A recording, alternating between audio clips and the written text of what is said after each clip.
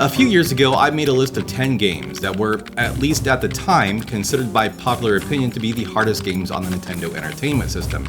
Again, this wasn't my own personal list. This was simply a compilation of the games that were most commonly described on various websites as the hardest NES games. All I did was arrange them in descending order based on how often they were mentioned, whether I agreed with them or not. However, there were many titles on this list that I would be foolish to disagree with, like Battletoads, Ghosts and Goblins, the Ninja Gaiden series, and of course, Castlevania III, Dracula's Curse.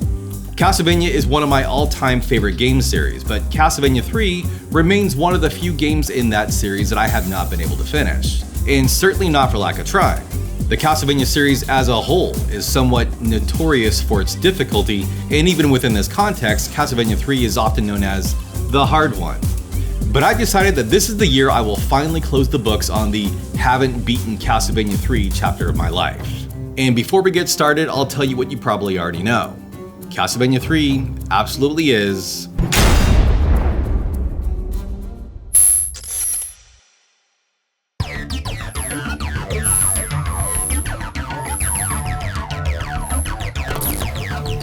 Now, maybe you're wondering what makes Castlevania III so difficult. I mean, you're probably not, but you might be. And to explain that, I'll need to first explain what makes the original Castlevania so difficult. One of the main reasons is the controls, which aren't bad by any means, but they are limited.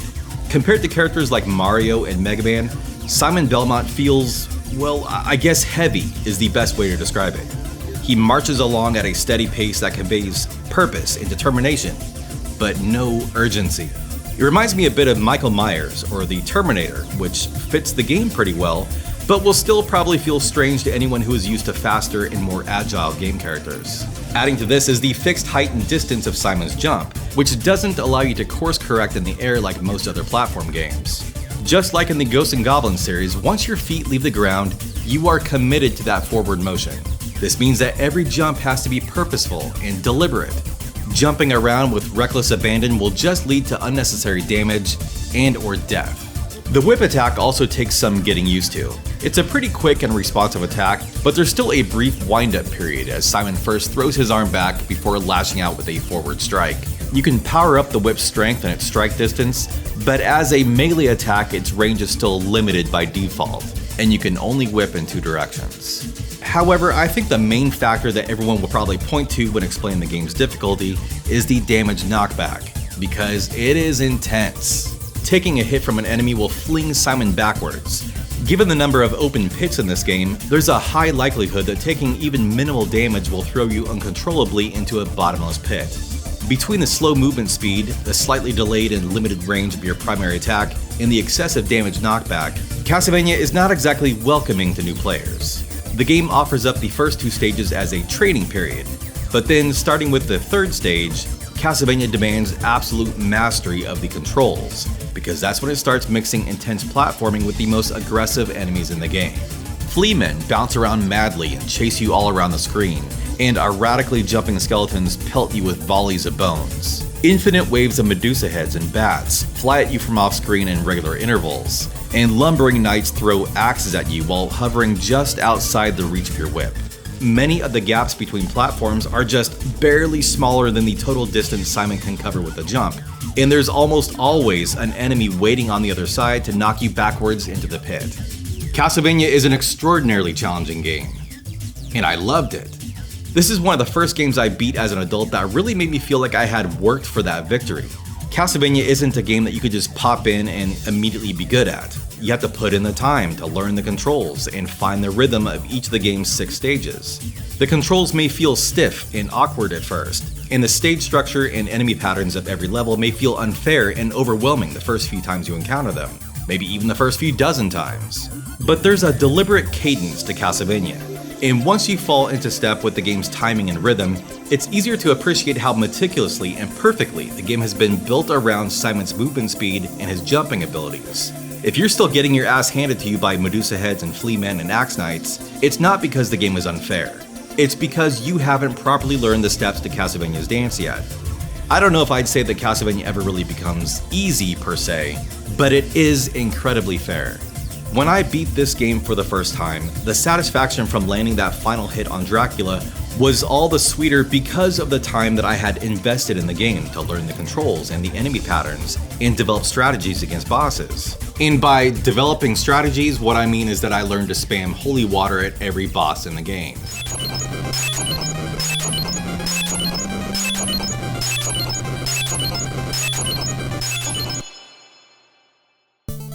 I've made several attempts in the past to beat Castlevania III, using both the NES version and the original Famicom version, which is said to be a little easier.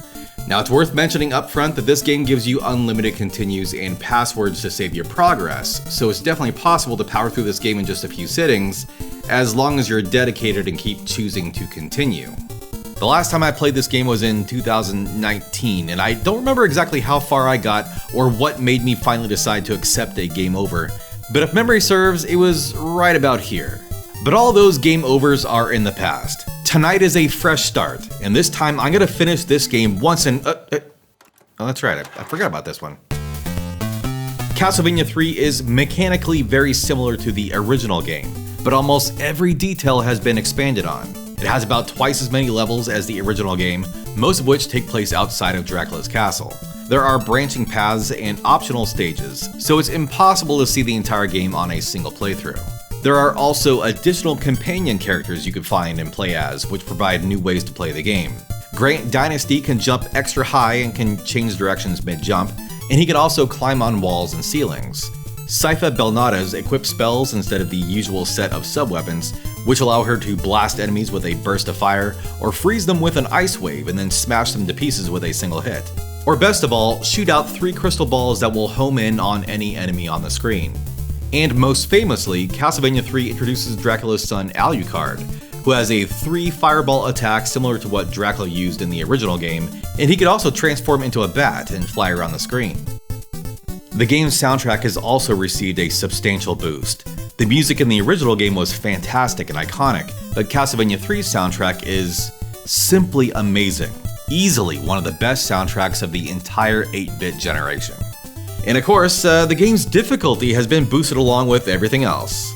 Everything I just said about the challenge of Castlevania applies to Castlevania III, but this time there are no softball introduction stages to ease you into the game's difficulty. The opening stage pits you against Medusa heads, bone-throwing skeletons, and the infuriating flea men, and the challenge only increases from there. You'll face dive-bombing owls, jellyfish-like enemies that explode into spores when you strike them, skeletons with whips, red skeletons with whips, and endless waves of gargoyles that come at you in a similar sine wave pattern of the Medusa heads. You'll also have to contend with trick platforms that rotate under your feet, torrents of water that push you towards bottomless pits, vertical staircases where you are pelted from either side by fire-spewing bone pillars, and automatically scrolling vertical rooms, where you have to move quickly to stay ahead of the advancement of the screen. And I'm not done! There are swinging pendulums and rotating gears that try to spin you off into oblivion, seesaw platforms, blocks that crumble under your feet, and you're constantly having to negotiate these obstacles while simultaneously being harassed by ravens, Medusa heads, spiders, and mermen. And there's also a timer, so don't waste too much time being overly cautious. But the single greatest threat in this game isn't any of these traps or enemies, it's stairs. In order to start climbing up or down staircases, you have to press up or down on the D-pad, which is, intuitive enough. However, if the staircases are at the edge of a platform, which is most of them, if you don't press the appropriate direction on the controller, you'll just walk right off the edge and fall to your death. The window for engaging with the stairs is pretty generous. You just need to be standing within a tile's length from the foot of the stairs. But the engagement distance is also so sensitive that it is a constant problem. There are other times that you'll want to press up or down on the D-pad, like if you want to throw a sub-weapon, which requires you to hold up as you attack, or sometimes you need to crouch down to strike an enemy that is close to the ground. If you are standing too close to the foot of a staircase when you do either of these things, you'll just start climbing the stairs instead, which will almost always result in a free hit from an enemy.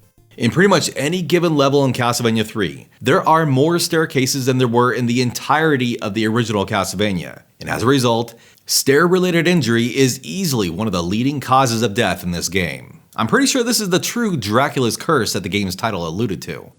But something, it's been so long since I played this game, I'd forgotten how good it is. There's something to be said about a game that is hard for the right reasons. Other than the awkwardness around the stairs, the gameplay is incredibly tight and focused. I mentioned earlier how slow the character movement is compared to games like Mario and Mega Man, but the game itself is not slow-paced at all. There's a lot happening in this game. Every room seems to introduce something new, whether it's a new enemy type or some new stage element to interact with. The constant onslaught of enemies keeps you on your toes, but the more familiar you get with each of the stages and the more confidently you play, the more you see how thoughtfully every enemy has been placed into the game. This game was clearly designed to be more challenging than the original Castlevania, but it was not designed to be punishing or overwhelming. There's nothing that this game throws at you that you can't handle after a bit of practice. And maybe I mean a lot of practice. Now, in these videos, I often share a lot of my tricks and strategies for getting through these games, and for Castlevania III, the main point of advice I had to give is, there are no tricks. Everything is hard. You learn each of these stages bit by bit, one death at a time. As I've mentioned several times before, you have to develop a feeling for the timing of this game, and the only way to do it is just to wade in and do it. Hope that helps. After marching through the opening town stage and through the forest with its swooping owls and spider-shooting spiders, you take the haunted ghost ship across a lake, climb up through a tower of seemingly endless staircases, and then cross over the aqueduct and defeat its twin dragon guardians, and then you'll finally enter Dracula's castle. The courtyard of Castlevania is, up to this point, the furthest I've ever made it in the game. It's a gauntlet of narrow platforms and deviously placed bone pillars, and you have to act quickly after every jump to avoid being knocked backwards by their fireball attacks. The stage also has the toughest jump in the game. You have to walk almost completely off the edge of this platform, and even then you'll just barely make this jump. It's incredibly easy to miss this one. Alright, now it's official. This is now the furthest I've ever made it in this game. The next stage is a callback to the original Castlevania. This is the same iconic hallway that the first game opened with. The stage itself was actually a bit easier than the past few stages. There are fewer stairs to get hung up on and far fewer pits to get knocked into. The only somewhat challenging moment is right at the end, with a long hallway and only a single slow-moving knight standing between you and the end of the stage. The only problem is that the floor is crumbling quickly behind you, and the knight takes 2 hits to take out. Stopping to destroy the knight burns up a lot of time that you don't necessarily have. And trying to jump over the knight carries its own risk, because there's a high likelihood that you'll still take damage, which, assuming the knockback doesn't toss you backwards into the pit, will still leave you with less energy for the stage boss. Now, in my opinion, Death was the hardest boss in the first game, and I imagine he's just as difficult in this game, providing you try to take him down with your whip. However, if you've beaten the original Castlevania, you likely already know the best strategy for taking him down. And as it happens, the same strategy works here, it just took me a bunch of attempts to get the timing down. Now I should mention that even though I haven't played Castlevania 3 in 5 or 6 years, in that time I played the original Castlevania a lot. And this fight with Death wasn't the first time tonight that I've considered that my experience with the first game seemed to give me more of an edge with this one. However, that edge only carried me so far. I could have beaten the first game 50 more times, and I don't think it would have made the next stage any easier. Stage 9 is essentially a greatest hits of all the trickiest moments in the game. Here you'll face a swarm of flea men, a room of spike traps, another vertical area full of staircases that you'll have to climb while avoiding fireball attacks from bone pillars, and an endless stream of gargoyles. This is followed by another auto-scrolling room filled with skeleton knights and these indestructible spark enemies. The hardest part of this stage is a room full of rushing water, where the current is constantly pushing against you while you are dive-bombed by ravens and chased by mermen. The boss of this stage is the infamously difficult doppelganger, who will change into whatever character you're currently playing as. The final stage is another gauntlet of mechanics that we've seen earlier in the game. Although the difficulty of all these elements has been ramped up when compared to their previous appearances, I'd definitely say this stage was much easier to get through than the last stage. The hardest part in the stage is this final stretch where you have to jump across a trio of swinging pendulums. On their own, these pendulums aren't especially difficult, but the bats in this area make this section kinda maddening. Now at this point I know how respawning enemies like bats and Medusa heads work. They will fly in at regular intervals from the opposite side of whatever half of the screen you are currently occupying. But the rhythm and the speed of the pendulums make it tricky to manipulate the bat's spawn points, and therefore it's just kind of a crapshoot whether they'll fly in from the right or the left. Almost every death in this entire stage, including the final boss fight, occurred in this area. Dracula himself has 3 forms. In his first form, he'll warp around the room and box you in with a pair of flame geysers, and then he'll shoot up a gigantic pillar of flame directly underneath you. In his second form, he's just a mass of disembodied heads that drifts back and forth across the room, vomiting blood. Not sure how that made it past the sensors. In his final form is, I don't know, a gigantic laser-shooting bird demon who may or may not be Bert from Monster Party. Now, if you die during this boss fight, assuming you have any lives remaining, you'll have to restart from the stage's halfway point. In the original game, once you made it to the staircase leading to Dracula's chamber, you would always restart from that point even if you had to continue from a game over. But in Castlevania III, every death means you'll have to make another trip through that pendulum room again, unless you lose all your lives and have to use a continue, which will start you at the very beginning of the stage. But ultimately, I didn't struggle with this boss fight nearly as much as I had against Dracula in the original game. Most of the challenge in this game was actually just getting to this point. Once you're finally here, the game almost seems to reward you with a surprisingly manageable boss fight. Still, landing that final hit and finally seeing the end screen after all these years was incredibly satisfying.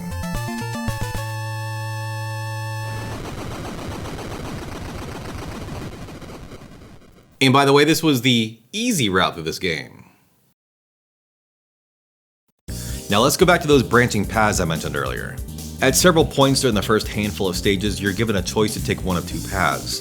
The most common path is to go through the cemetery, which will lead to the upper route across the aqueduct to Dracula's castle.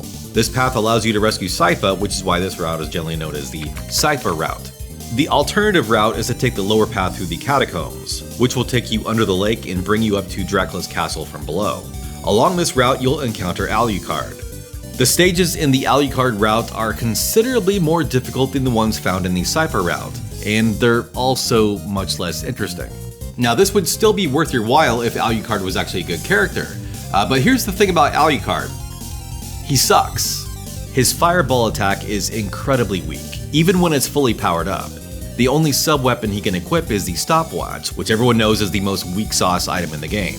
Although his bat ability does make getting through some areas a little easier, it doesn't come in handy nearly as often as you'd think. But a good chunk of the game can only be experienced by taking Alucard's route. So I didn't feel like I had truly beaten the game until I'd played through all these additional stages and gotten the Alucard ending.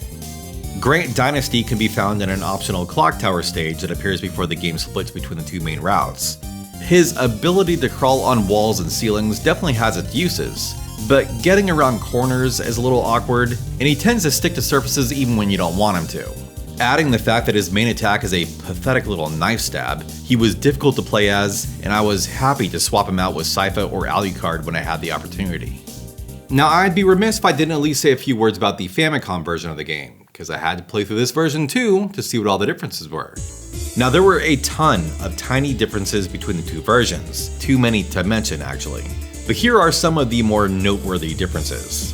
Some enemies take fewer hits to destroy. Grant Dynasty's primary weapon is a throwable dagger. Sypha can pick up the homing crystal spell earlier in the game. Instead of Fleamen, there's these weird demon frog things. The twin dragon bosses at the end of stage 6 have different heads. There are no bats in the pendulum room in stage 10, which doesn't really matter because if you die at Dracula, you restart at the staircase, unless you have to continue. The candles leading to the final boss fight with Dracula drop the most powerful weapons in the game, making this boss fight kind of a joke. And lastly, the Famicom cartridge has a special chip that allows for a greater variety of sounds to be used for music. So the soundtrack is even better than the NES version, which was already pretty spectacular.